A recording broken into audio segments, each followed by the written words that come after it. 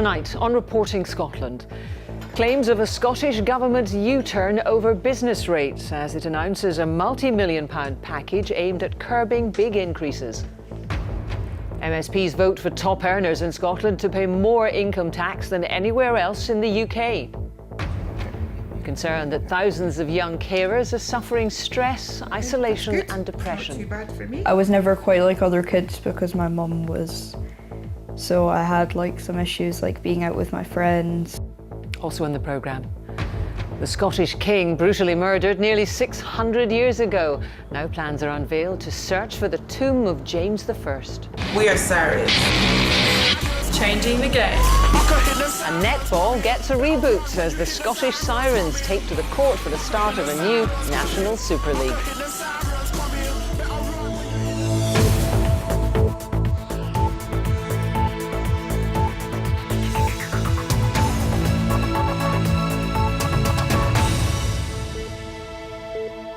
Good evening. The Scottish Government has moved to quell a business rates revolt by announcing a package of financial support. £44 million will go to curb rate rises in the hospitality industry, in the North East and in the renewables sector. The move has been widely welcomed, although the Conservatives said ministers had been forced into a climb down by a business backlash. This from our political editor, Brian Taylor. What was that? Table 10. Okay, that ready? Looks lovely, yes. Thank you. Thank you. Remember Sheila Howarth? We told you how her Stonehaven hotel faced a business rates increase of more than 100%. She warned that her community, already blighted by the oil downturn, risked becoming a ghost town. Derek Mackay had already acted, diverting £155 million to cut rates and exempt more small firms. But it wasn't enough, with particular pain felt by hotels, pubs, restaurants and cafes whose rateable value is linked uniquely to turnover. Many were facing huge increases, and so this. I can confirm to the Chamber today that we will now offer a new national relief that caps increases for hotels at 12.5%. That announcement covers the entire catering industry, 8,500 premises. But the owner of this five-star Aberdeen hotel is still refusing to pay any increase at all. Aberdeen and Aberdeenshire have been badly hit by the oil downturn.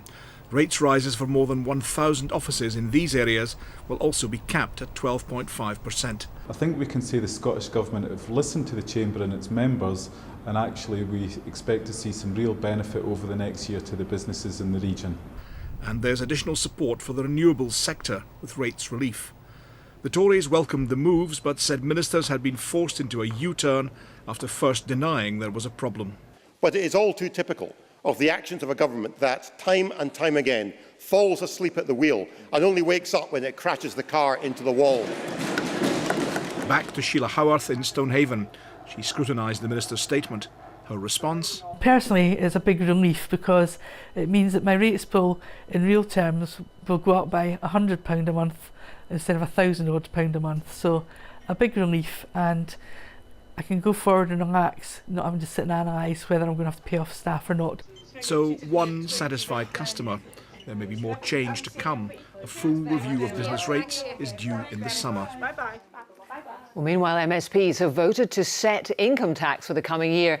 And for the first time, the arrangements here will be different from the rest of the UK. Higher earners living in Scotland will be asked to pay more than those in England, Wales and Northern Ireland. Here's Glenn Campbell.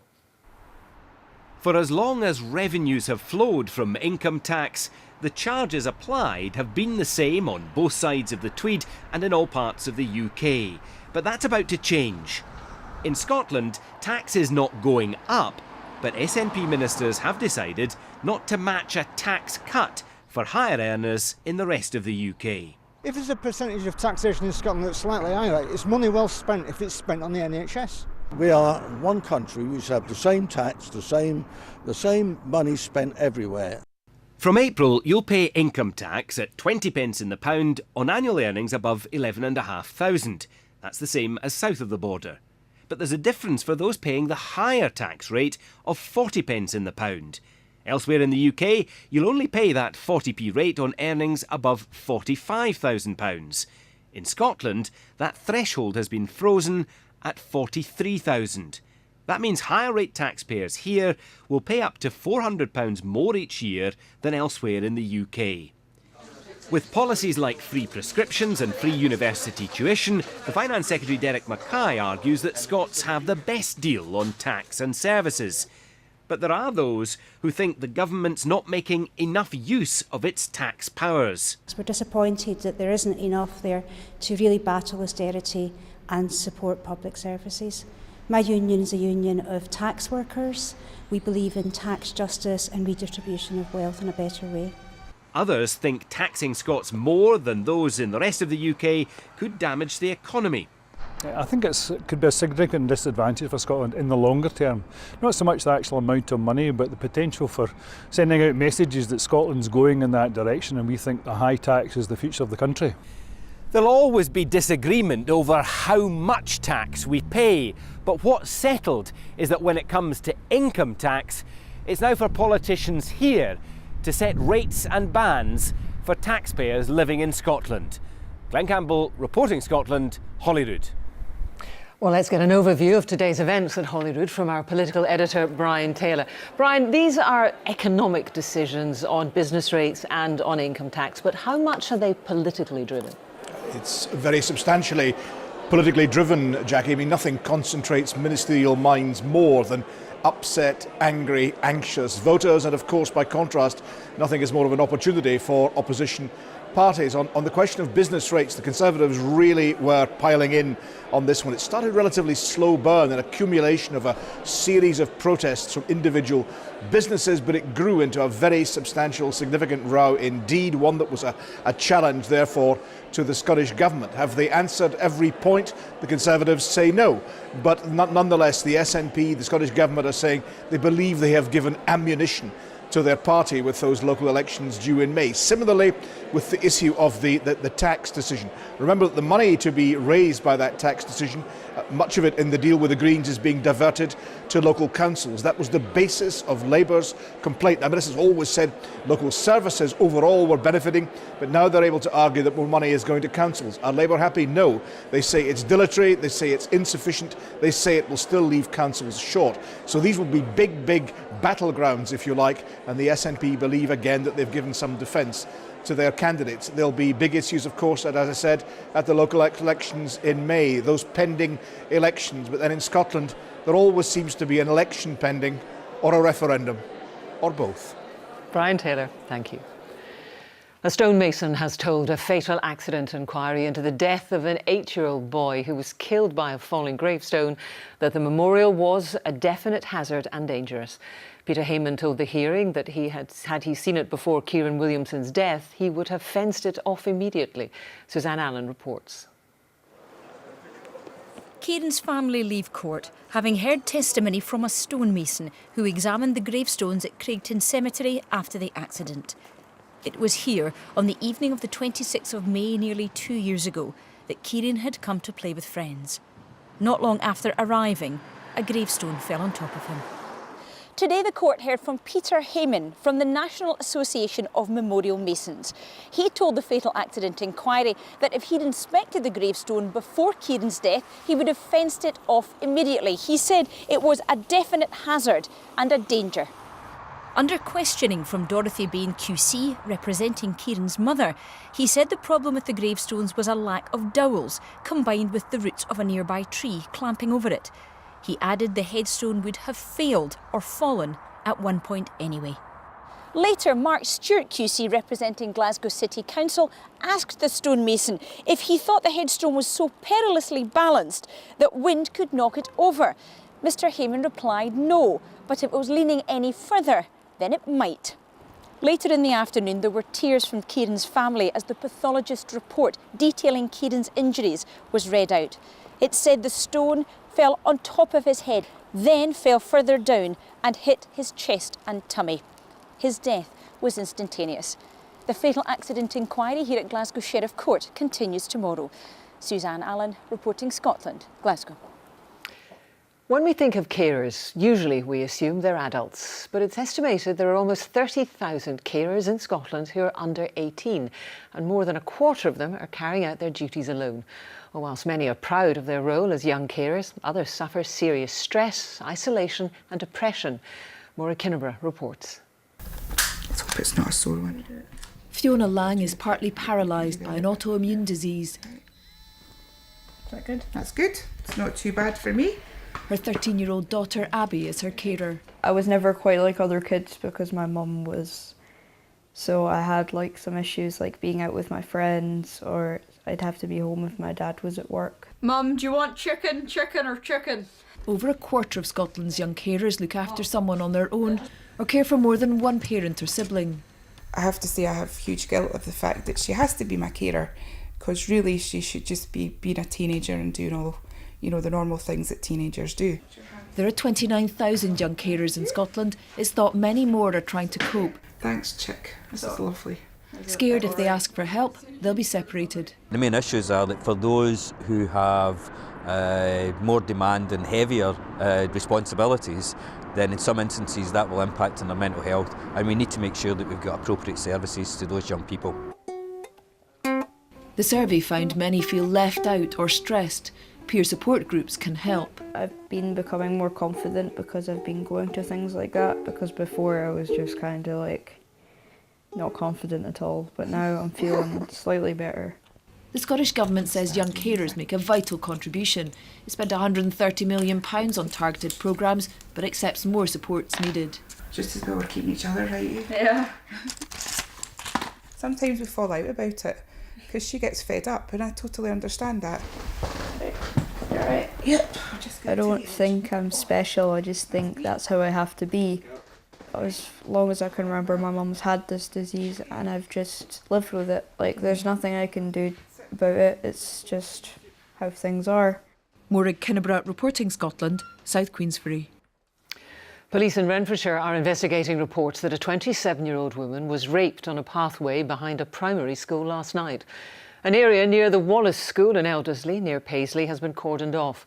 The suspect is described as a white male aged between 35 and 50 years old, with dark receding hair and a medium to stocky build. One of the senior figures carrying out the Scottish child abuse inquiry has resigned to move to another job.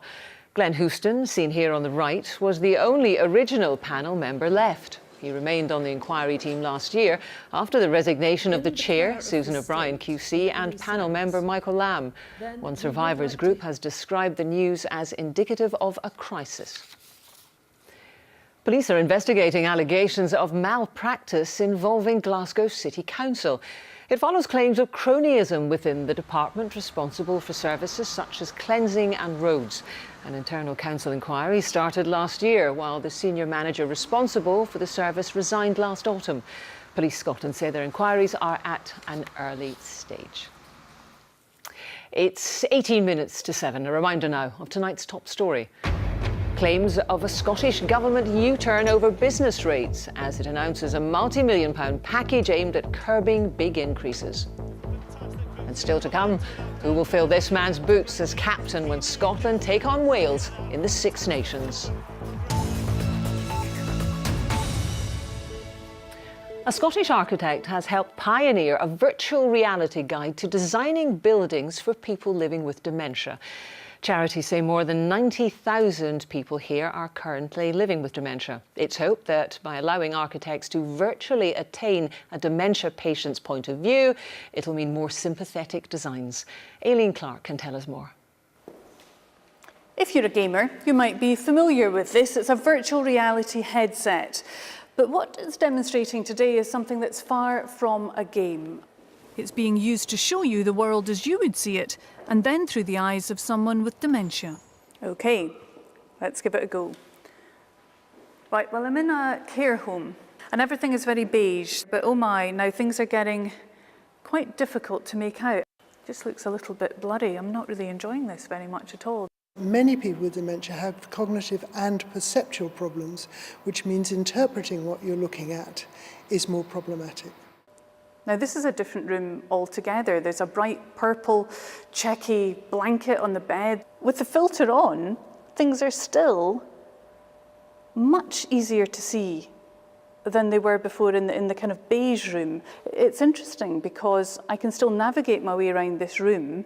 I can still see where everything is. It's maybe just not as bright as it would be for somebody who didn't have dementia. We need to understand that if there isn't contrast, things are invisible. So in the beige bedroom, for many, many people with dementia, they can't even see the bed properly. On the bright, clear, bold design, the bed is very obvious, very clear. You could immediately work out what it was, where it is, where to sit if you want to sit on it.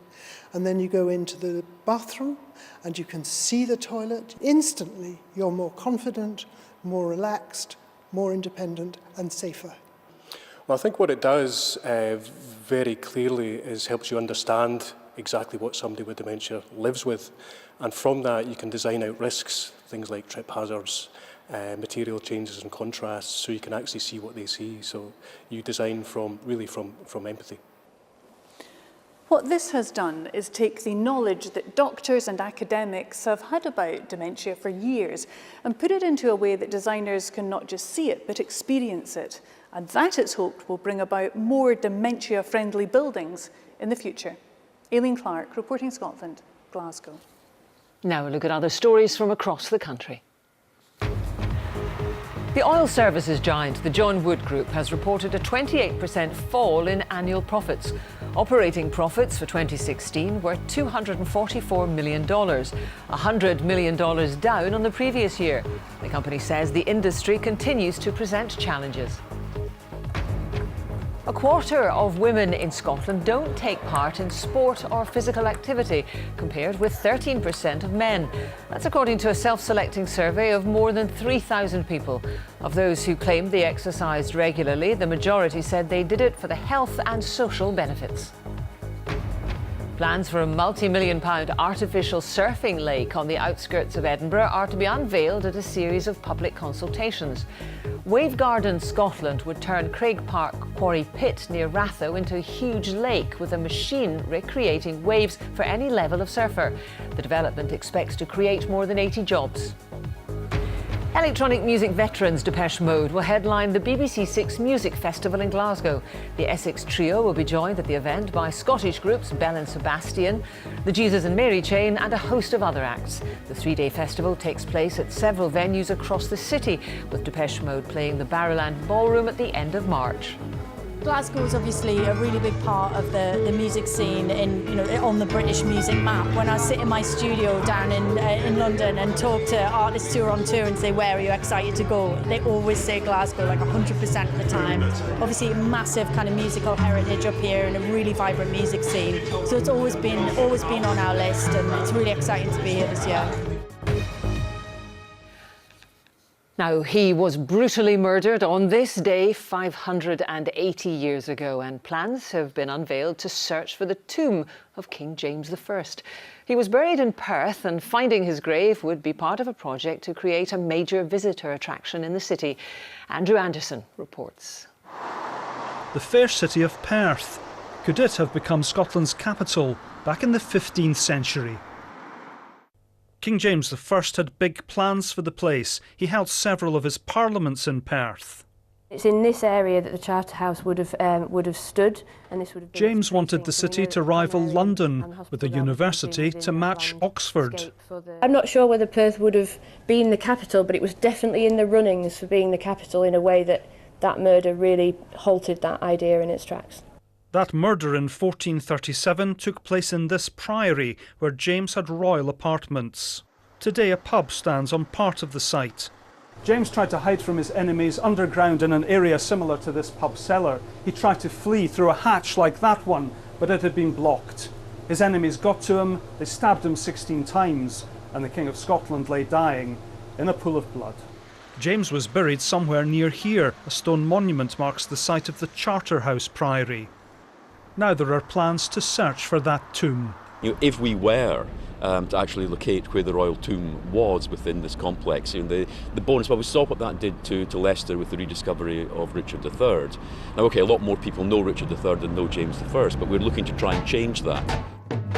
When Richard III's remains were found and reburied in Leicester Cathedral, it brought a tourist bonanza. It's hoped James I could do the same for Perth. Technology like this would be used in a new visitor centre to bring the story alive. Through the archaeology and research, we're going to be able to recreate, for example, the charter house in which James I, his Queen Joan and Margaret Tudor are all buried. We will be able to do that. And James would no doubt relish seeing his story brought to life in the heart of his beloved city. Andrew Anderson, reporting Scotland, Perth. Scotland's rugby coach Vern Cotter has still to publicly name his captain for the remainder of the Six Nations campaign. After beating Ireland and losing to France, the Scots are at home to Wales at Murrayfield on Saturday. And as David Curry reports, the team don't appear to have been told who will lead them either. This is Scotland's training base, the Oriam in Edinburgh. Now, traditionally, during a Six Nations match week, the captain holds a media conference every Tuesday. But not this week. Greg Laidlaw's injury in the defeat by France, forcing him to withdraw from the squad. So who will take over for the remaining 3 matches? Might it be whoever was sitting in for media duties today? Well, I've put my hat in the ring, but I don't think that's possible. But yeah, I'm not actually sure. To be honest, everybody in the team's a leader. There are more serious contenders for the captaincy. John Barclay from Welsh club Scarlets, Johnny Gray, the Glasgow Warriors co-captain, or perhaps even Henry Pyrgos, Warriors' other co-captain. John Barclay was captain when Greg went off against France. He only lasted 6 minutes before he had to go off himself. But I think Vern Cotter saw in Barclay the qualities of leadership that were necessary. He's more vocal than Johnny Gray, who took over from him. And that should be enough. He's got the experience as well. Gray is just 2 years, we'd say maybe a year and a half into captaincy at Glasgow, and it's been a bit of a mixed bag so far. His communication skills, I don't think, are as good as Laidlaw's, and they want somebody who makes a more seamless change. I would say that would be Barclay. The other candidate as an outside one is Henry Pyrgos, who has the leadership skills required and obviously plays with the Glasgow backline, but he's coming back from injury and he'll probably start on the bench rather than starting, so I think it's got to be Barclay. If you're on the edge of your seat in anticipation about the captaincy, you'll probably have to wait till Thursday when the new skipper is likely to be named, and this seat will be filled. David Curry, reporting Scotland, Edinburgh. Well, while you ponder that one, Scotland has a new professional sports team, and tonight they launch themselves to a sellout crowd and a televised game. The sport is netball. The team are called the Sirens, and as Rona McLeod reports, their creation has been ambitious, but their survival is far from assured. An appropriate name for a team screaming out for support. We are Sirens. The Sirens will launch tonight with a sellout crowd of 4,000 at Glasgow's Emirates Arena.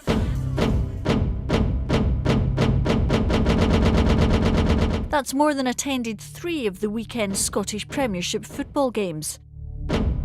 It's really exciting, but it's not just for the sport of netball. I think for women's sport and for Scottish sport, it's quite a historic moment for us to have a pro-women's sports team with a TV deal, particularly when you look at the current statistics that shroud women's sport. So we're hoping this is a bit of a game changer. Ellen Halpenny won silver with New Zealand at Glasgow's Commonwealth Games. The profile of the game is vastly different in her country. It's New Zealand's #1 women's sport, and it's on TV regularly, and people know who you are when you walk down the street. And to come over here, that's what we want to grow, and I think we are able to do that, and we have the team and the people behind the scenes that will allow that to happen. To grow their support, this debut team will be chasing success against 9 others from across England and Wales. The fact that we're new, we don't know what the outcome will be, and that is what makes it exciting for me, really. If we just stick to who we are as the Sirens, then we should be victorious. The Sirens squad is filled with ambitious signings from Scotland and across the world. Inspiration for youngsters in the sport will exist in abundance, but investment will also be needed. Well, we have set up as a partnership between Netball Scotland and the University of West of Scotland, and we are not publicly funded. We do not take money from the governing body or from Sports Scotland for this. And if this is to be successful and sustainable, then absolutely we need to attract more investment, and that comes from commercial investors. And the Sirens will face Wasps netball tonight. First centre pass at 7:45. Rona McLeod, reporting Scotland. Well, let's get the weather now from Causer, and it's going to be a busy one. Indeed, Jackie, a lot to fit in this broadcast. Good evening to you all. Well, it's already quite wet out there across many western parts of the country, and we'll continue to see further outbreaks of rain. Here's the recent radar image. You can see that rain piling in from the west, heaviest and most persistent across the northwest, and it will continue to make its progress further southeastwards as we head into the evening. A very stormy scene here sent in from one of our weather watchers in Portree on the Isle of Skye earlier today. And while we'll continue to see further outbreaks of rain this evening, it's also going to become very windy indeed. Now here's the scene then for this evening. That rain will continue to progress further southeastwards. Behind it, clearer skies, but blustery showers too, falling as snow up over the hills. And it's across the far north and northeast, and for the Northern Isles where we have those strongest gusts, perhaps even reaching severe gale force. And the Met Office have issued yellow be aware weather warnings for those areas, lasting throughout the night and for much of the day tomorrow too. It's going to be a much colder night compared to last night too. Temperatures down to around 3 or 4 Celsius. So tomorrow starts cold, it starts blustery, those showers continuing across the northwest, maybe even the odd rumble of thunder around too, and the strongest winds across the far north continuing for much of the day. Let's take a closer look at 3 o'clock in the afternoon then. Heavy showers continuing, and as we head through to the afternoon, the winds will tend to moderate across the mainland of the country, and we'll start to see those showers becoming fewer and further between. More in the way of sunshine across more central, southern and eastern areas, and temperatures back to around average for the time of year, 6 to 8 Celsius, but feeling cold in exposure to the wind.